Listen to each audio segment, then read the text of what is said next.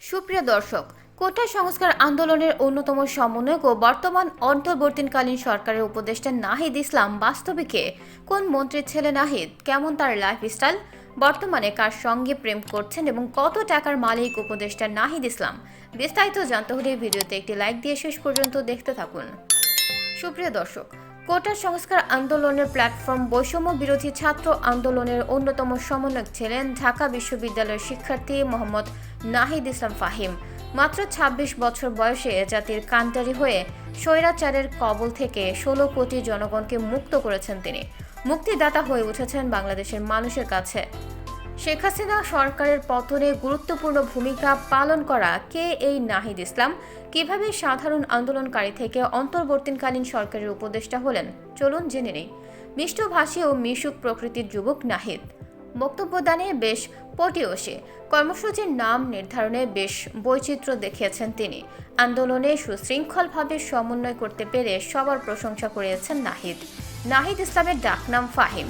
সরকারি বিজ্ঞান কলেজ থেকে উচ্চ মাধ্যমিক পাশ করেছেন তিনি, আর ঢাকা বিশ্ববিদ্যালয়ের সমাজ বিজ্ঞান বিভাগ থেকে মাস্টার্স সম্পন্ন করেছেন। জন্ম ১৯৯৮ সালে ঢাকায়। বাবা শিক্ষক, মা ঘর সামলে সন্তানদের মানুষ করেছেন। ছোট এক ভাই রয়েছে তার। নাহিদ বিবাহিত।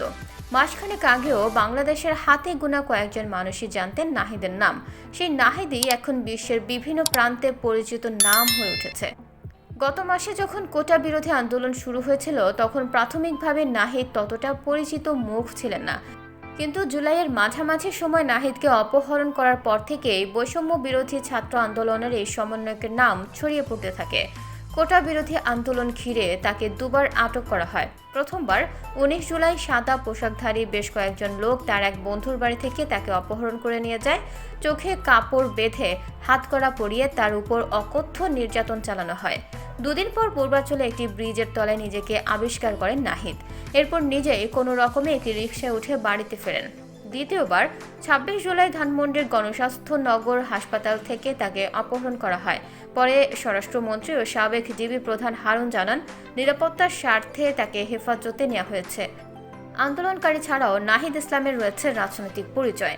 তিনি গণতান্ত্রিক ছাত্র শক্তির কেন্দ্রীয় নেতা। নাহিদ ইসলাম বর্তমানে কত টাকার মালিক সেটা এখনও জানা যায়নি। তো বন্ধুরা, সরকারের উপদেষ্টা নাহিদ ইসলামকে আপনাদের কেমন লাগে? নাহিদ ইসলাম উপদেষ্টা হিসেবে আপনাদের কাছে কেমন, তা কিন্তু অবশ্যই কমেন্ট করে জানাবেন। পরবর্তী আপডেট পেতে হলে সাবস্ক্রাইব করুন আমাদের চ্যানেলটি। ধন্যবাদ।